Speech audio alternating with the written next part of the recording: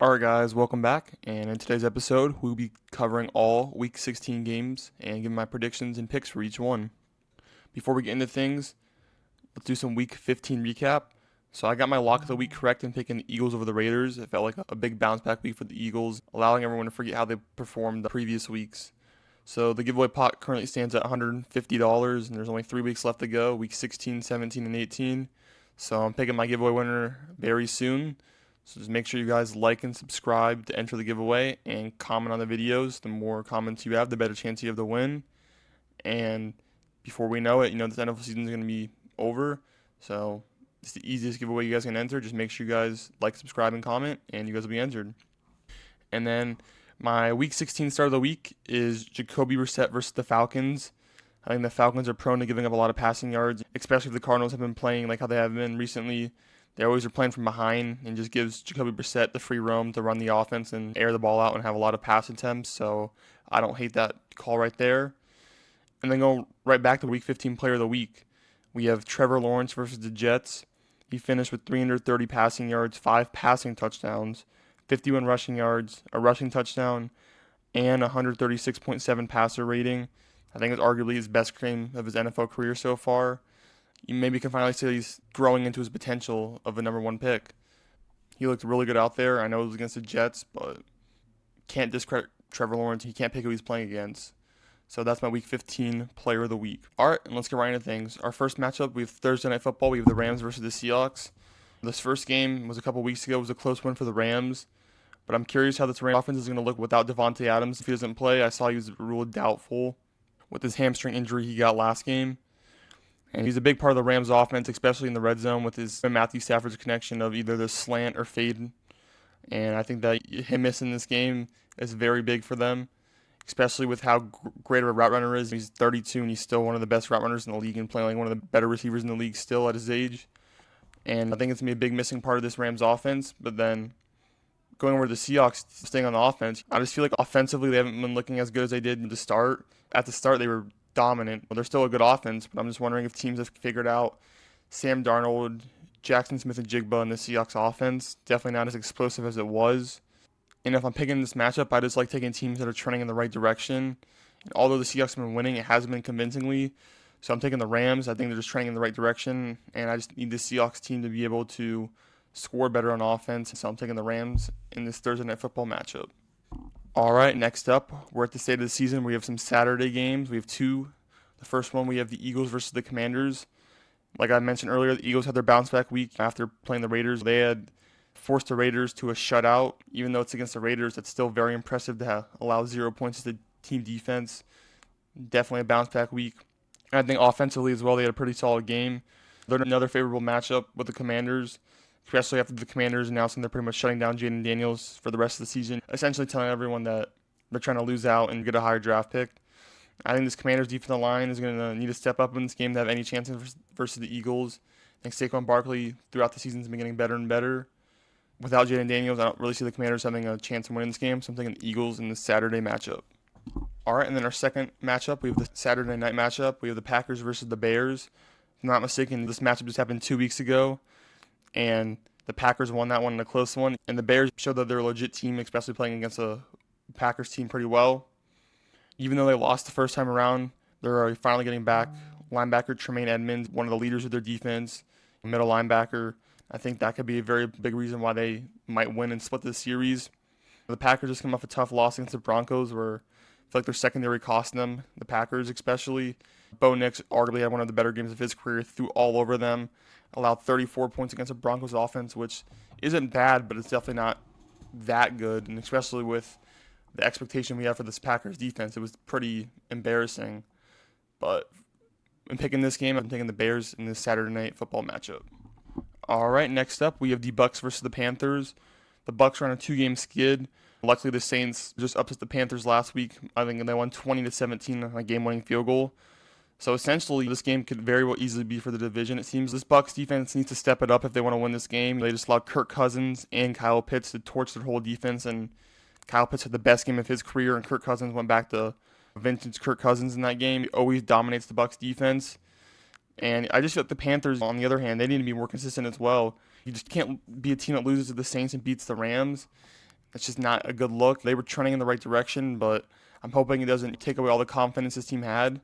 But I'm taking the Bucks in this Week 16 matchup. All right, next up we have the Bills versus the Browns. I feel like this should be a pretty easy win for the Bills, if I'm being quite frank with you guys.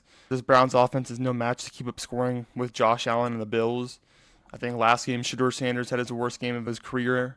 He's only 4 or 5 games in. But this is what you have to go through when you're trying to get a rookie quarterback to work out. He needs the reps. And Kevin Stefanski's already committed to finishing the season out with him, which he should, and just to see what he has for potentially saving himself a draft pick, especially a top draft pick for a quarterback. And Myles Garrett is 1 sack away from breaking the record. I think it's likely to happen this game. But regardless, with all that being said, like I mentioned earlier, I think the Bills should very well easily win this matchup. All right, next up we have the Chargers versus the Cowboys.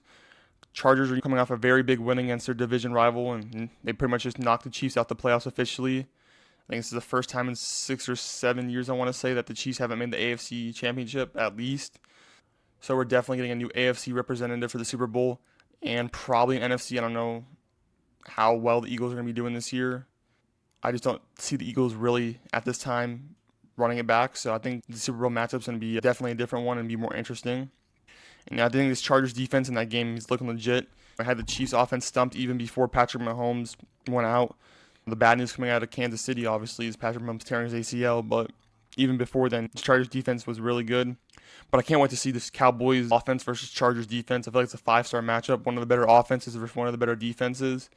And I think whoever wins that matchup's a big part of why their team wins. But the real question is, can this Cowboys defense stop giving up so many points? It's a clear weakness of their team.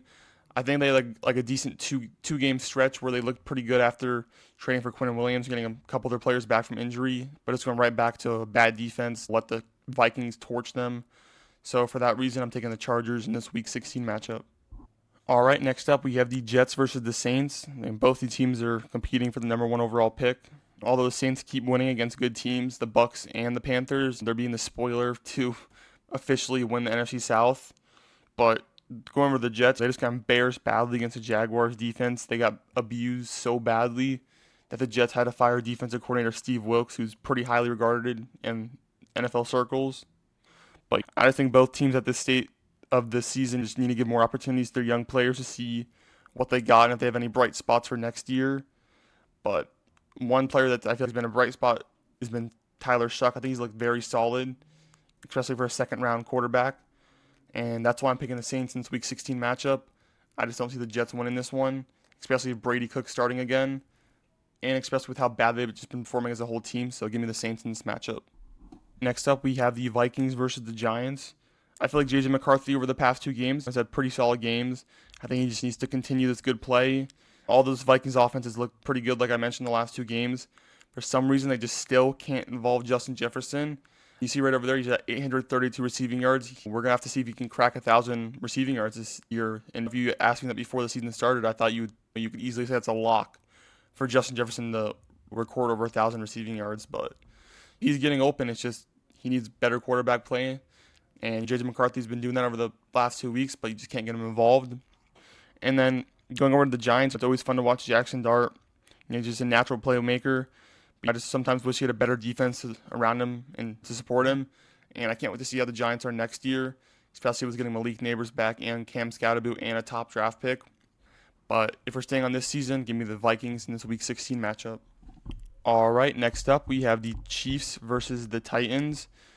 Like I mentioned earlier, obviously the bad news coming out of Kansas City, Patrick Mahomes is done for this season, tore his ACL, and I want to say he tore his LCL as well. And especially with him out this game and for the rest of the season, this game could go either way. One's got to ask, can this Chiefs offense function in any way without the best quarterback in the league? They didn't do that well against Gardner Minshew.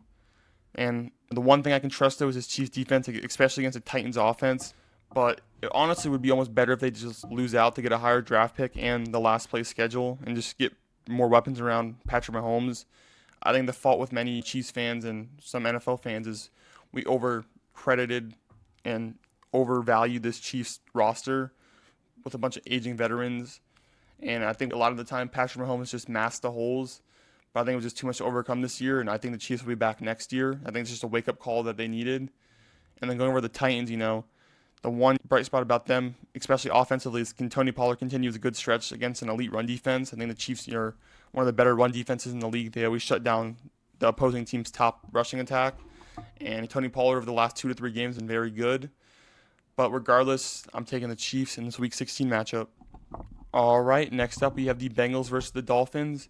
The Dolphins are benching Tua, and they're even making their emergency quarterback 3. So the new quarterback 1 for this team is Quinn Ewers, 7th-round rookie quarterback. Had a lot of potential, one of the highest recruits coming out in high school. Had a pretty good career at Texas. Just fell in the draft because his expectations weren't met in college, but still one of the top high school recruits. He has the potential and the talent. Is Mike McDaniel going to be able to get him going and put together a successful offense with Quinn? If he does, that saves an offseason for the Dolphins. It's going to be tough. They're going to have tough decisions about this offseason. But if Quinn Ewers can show something in the next 3 games, potentially he could be the quarterback next season while they figure out what they're going to do with Tua. But I just think this is a battle of bad defenses. I think this game is which offense you trust more. And even without Tua, it would be the Bengals. Staying on the Dolphins offense, I think this is a potential huge Devon Achane game. And it could be an offensive shootout even with Quinn Ewers there. I just think that both defenses are that bad. I'm taking the Bengals in this matchup. And I like how the Bengals are letting Joe Burrow continue to play even though their team's officially eliminated from the playoffs. It's hard to tell a top player that you can't play just because. It would be better if they get a higher draft pick. Let players play. You're paying them. But give me the Bengals in this Week 16 matchup. All right, next up, our first 4 o'clock game, we have the Falcons versus the Cardinals. Curious if the Falcons can somewhat repeat the offensive performance they put on last week against the Bucs, and they have a good chance of getting Drake London back.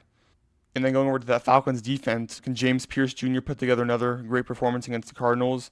I think he's been one of the better rookie defenders and one of the rookie front runners for Defensive Rookie of the Year. He's showing why it was worth it to trade your first-round pick next year to get a premier pass rusher, especially with how young he is. He's only going to get better.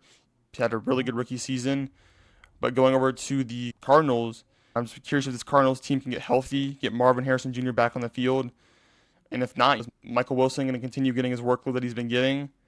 I wrote down something that I just had a question I was wanting to ask you guys in the comments. Let me know what you guys think. Do you guys think that Jonathan Gannon is done after this year? I think he's had his time, and I think his time has ran its course in Arizona. If you guys agree or even disagree, let me know what you think in the comments. But staying on this game, I'm taking the Cardinals still in this Week 16 matchup. All right, next up we have the Jaguars versus the Broncos. The Jaguars just put a beat down on the Jets. Trevor Lawrence's best performance of his career, arguably.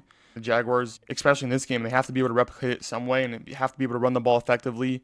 Once again, this week they have a chance. I think this Broncos defense is very well-rounded. You can't let them stop you running and passing, and especially with the best corner in the league playing on the Broncos defense and Pat Surtain. It's very hard for teams to be able to pass or run on this defense. Probably the best defense in the league right now. And like I mentioned earlier, both teams are coming off very good performances, especially with the Broncos just taking on the Packers. But in this matchup, I'm taking the Broncos. All right, next up we have the Steelers versus the Lions. I'm curious if the Steelers team can stack several good offensive performances, especially in the most recent games where their offenses have been looking good. Can they continue to have DK Metcalf involved as much as they have been? And then going over to the Steelers defense, how much of this issue with TJ Watt's lung is it going to affect him the rest of the season, or is there even a chance he plays this week? Very curious to see how that goes. And I think the Steelers pass rush tandem is getting a little decimated, especially with TJ Watt out and Nick Herbig not practicing. There's a very good chance that the Steelers pass rush won't be at full strength once again. And then going over to the Lions, it feels like every single week they have a new injury. So I'm curious if this team can get healthier for the playoffs when it matters. And then I'm curious if Jahmyr Gibbs can take advantage of a weaker Steelers defensive line, and can he be the reason why the Lions win this game? And the answer to that, I think, is yes. So I'm taking the Lions in this Week 16 matchup. All right, next up we have the Raiders versus the Texans. This is my lock of the week. But going into the game, I'm curious if the Raiders are going to be shut out once again. It's completely embarrassing for this Raiders offense. So they got to get good offensive mind in there during the offseason and get this offense going and getting on the right track. And then staying on this Raiders offense, can anyone on this Raiders offense step up? One of these young receivers in Jack Besh or Dante Thornton might have to have a big game and take over a game or make a big catch or two to have a chance.